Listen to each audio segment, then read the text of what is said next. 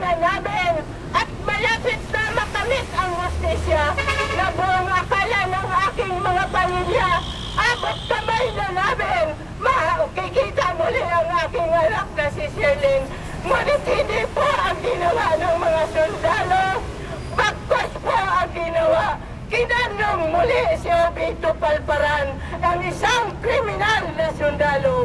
Kaya po sana ang aking panawagan sa tatlong malaking tao ng Armed Forces of the Philippines, Commander-in-Chief, Secretary at Chief, bigyan niyo sana ng halaga ang inyong mga utak. Ang inyong mga utak po sana nasa tamang pag-iisip ng bigyan ng proteksyon